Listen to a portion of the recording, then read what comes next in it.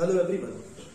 हम लोग आज से ऑर्गेनिक के बेसिक्स पर बात करेंगे। ऑर्गेनिक केमिस्ट्री होती क्या है, ऑर्गेनिक केमिस्ट्री को कौन से स्टेप से पढ़ना चाहिए जिससे सबसे सरल तरीके से आपको ऑर्गेनिक केमिस्ट्री पूरी समझ में आ जाए।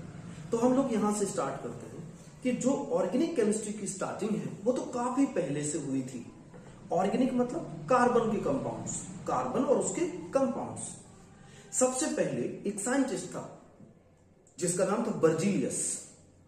उसने वाइटल फोर्स थ्योरी दी और उसने कहा कि कोई भी ऑर्गेनिक कंपाउंड को आप नॉन ऑर्गेनिक कंपाउंड से नहीं बना सकते। अगर आप ऑर्गेनिक कंपाउंड बनाना चाहते हो तो दूसरा ऑर्गेनिक कंपाउंड लीजिए, तभी बनेगा, नहीं तो नहीं बनेगा। लेकिन इस थ्योरी को फेल कर दिया साइंटिस्ट वोहलर ने। और साइंटिस्ट वोहलर ने सबसे पहले यूरिया को बनाया अमोनियम साइनेट से। अमोनियम साइनेट एक इनऑर्गेनिक कंपाउंड है और यूरिया एक ऑर्गेनिक कंपाउंड है। कैसे बनाया? NH2CONH2 heating, this sign is of heat. यहां पर इसने इसको प्रिपेयर किया। ये हमारे पास क्या है? यूरिया। यूरिया को प्रोड्यूस किया। कैसे प्रोड्यूस किया? यूरिया एक क्या है बेटा? Organic compound. तो यूरिया को ऑर्गेनिक कंपाउंड को बनाया, किससे बनाया? ये तो पता है कि organic compound urea is the very first organic compound. सबसे पहला ऑर्गेनिक कंपाउंड कौन सा? यूरिया। तो इसको कैसे बनाया गया? इसको इसने NH2CONH2 को एक अमोनियम साइनेट NH4CNO इसको हीट किया। इसका नाम क्या है? Ammonium cyanate. और यूरिया कैसा है? First organic compound. पहला ऑर्गेनिक कंपाउंड यूरिया को बनाया गया। और अमोनियम साइनेट जो कि एक इनऑर्गेनिक कंपाउंड है। तो इनऑर्गेनिक कंपाउंड को हीट करके ऑर्गेनिक कंपाउंड बनाया और इसके बाद एक के बाद एक ऑर्गेनिक कंपाउंड डिस्कवर होने लगे।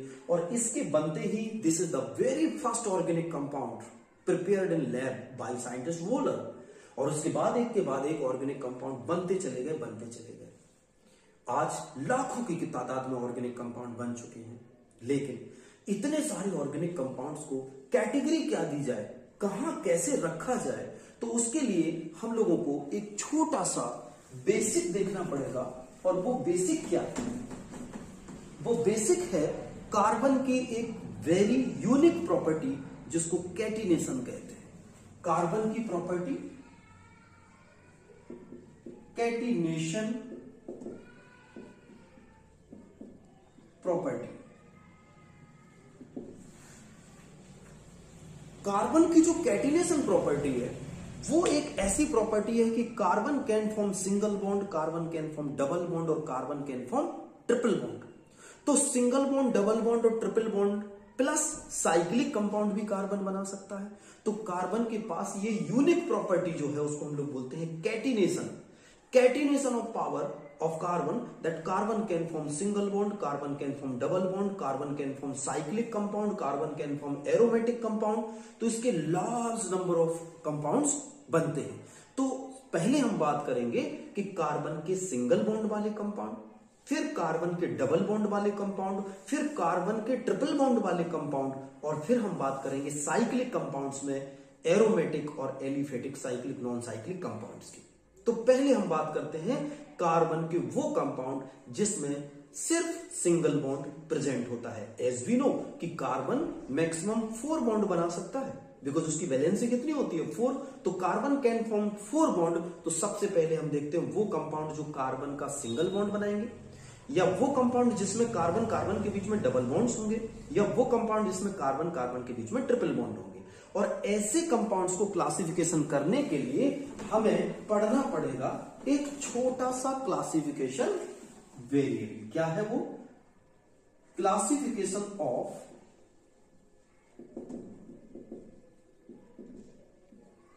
हाइड्रोकार्बन।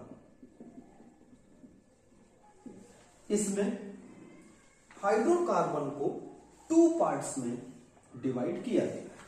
पहला saturated hydrocarbon, and second one is unsaturated hydrocarbon. ठीक, सैचुरेटेड का मतलब कार्बन सफिशिएंट वैलेंसी से जुड़ा हो, ना उसमें डबल बॉन्ड हो ना उसमें ट्रिपल बॉन्ड हो, मतलब कार्बन के इंटायर मॉलिक्यूल के अंदर सिर्फ सिंगल बॉन्ड प्रेजेंट हो। क्या हो? ओनली सिंगल बॉन्डेड कंपाउंड, सिर्फ सिंगल बॉन्ड का कंपाउंड हो।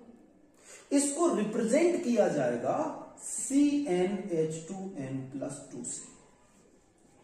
CnH2n+2, अगर आप n की वैल्यू यहां पर 1 लगाएंगे, n की वैल्यू 2 लगाएंगे, n की वैल्यू 3 लगाएंगे, तो यहां पर आपको कंपाउंड्स मिलते चले जाएंगे और इस सीरीज को कहते हैं होमोलोगस सीरीज।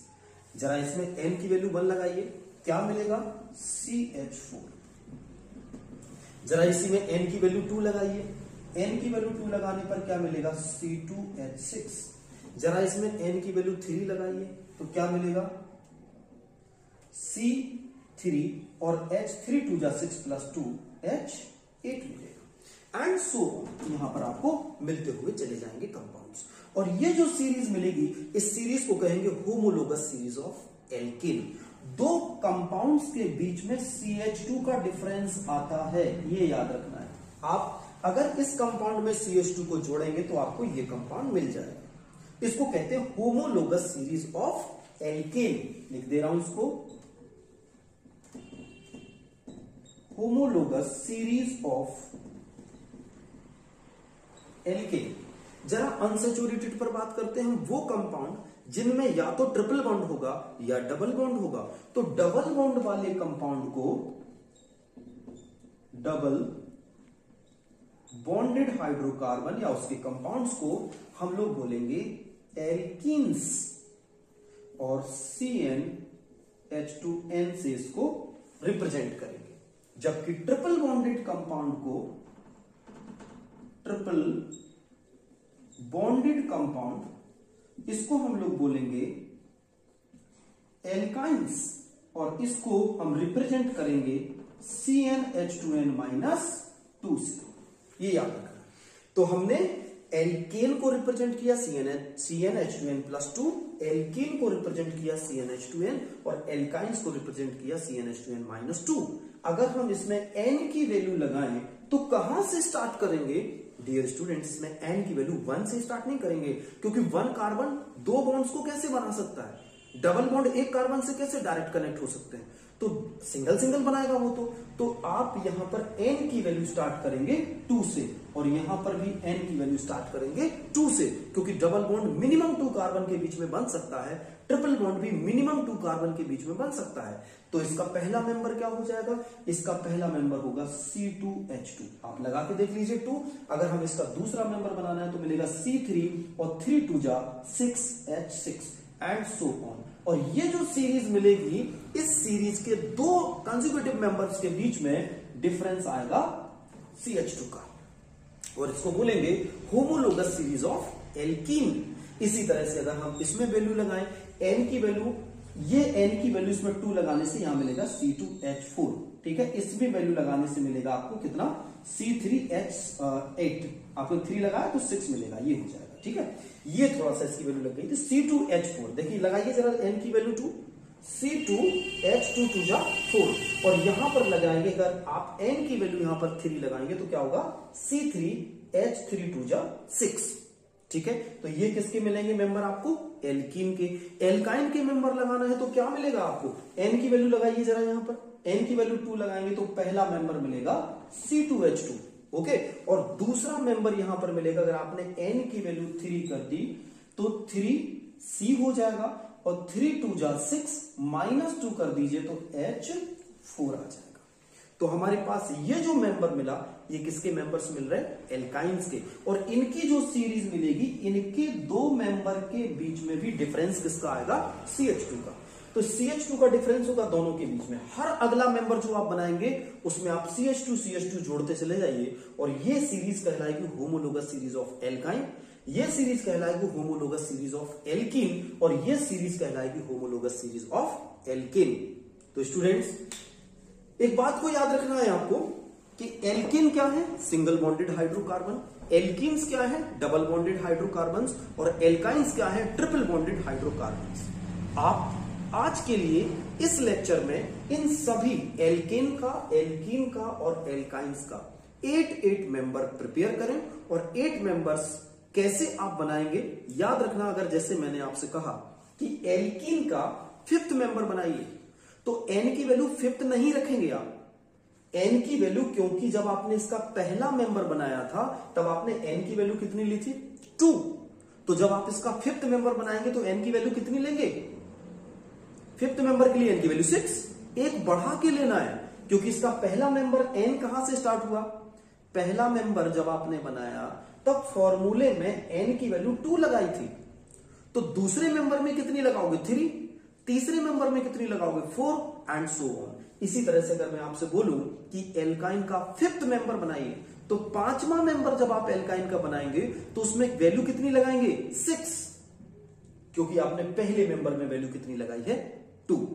तो एक एग्जाम्पल करके देख लेते हैं और उसके बाद आप सारे एग्जाम्पल करके और मुझे बताएंगे।